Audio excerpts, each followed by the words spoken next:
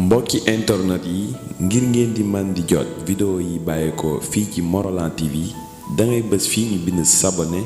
boo noppee teg ci cloche bi.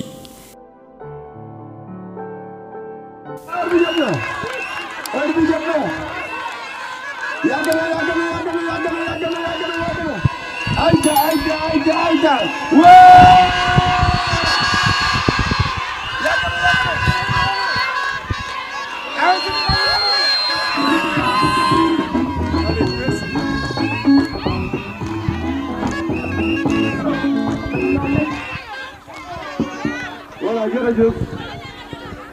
maa ngi nuyu ñëpp tey de kontaan naa Kër Daouda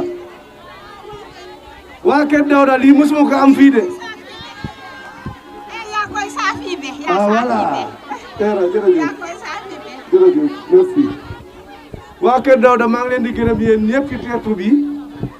di nuyu chef de village di nuyu imam bi di nuyu notable yi yëpp. mais di nuyu jigéen yi tamit di nuyu ndaw yi di nuyu xale yi di nuyu ñëpp bàyyi ma kenn lii de dafa wane ni élection yi le 23 gagné nañu ko jeex na élection yi jeex na de gars yi yéen a bari doole gars yi yéen a bari doole gaa yi yéen a bari doole gaa yi yéen a bari doole gaa yi ñoo mën gaa yi waaye ñoo leen mën fuuf bureau yëpp la ñuy gagné on va gagner tous les bureaux yëpp la ñuy gagné parce que dañ ko liggéey parce que aussi population bi dafa ànd ak ñun kon boog population Kër Daouda ñiy wax fii yëpp kontaan naa ci ñoom dalee ko étudiante bi ba ca Abdou Diouf ñuy wax yëpp kontaan naa seen ci yéen kon boog maa ngi leen di gërëm bu baax a baax dégg nañu aussi doléance yi mais ngeen jàpp ni ñun dañoo bëgg doomu Morolan ma awa wax na wax bi ma awa jeexal na wax bi mooy lan courant am na ndox am na lan moo des nañu fexe ba kër gu ne am oto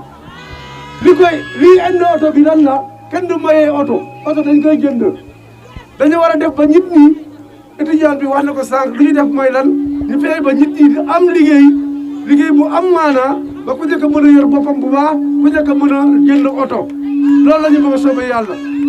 comme guddi na defe naa ne jarul ñuy yàgg parce que fii moom mën naa wax ne jeex na am na noonu